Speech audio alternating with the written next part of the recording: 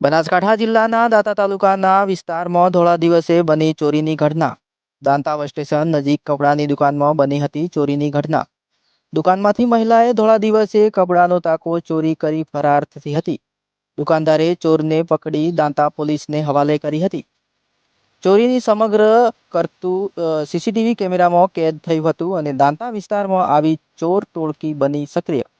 ધોળા દિવસે ચોરીની ઘટના પોલીસની કામગીરી સામે ઉઠ્યા અનેક પ્રકારના સવાલ.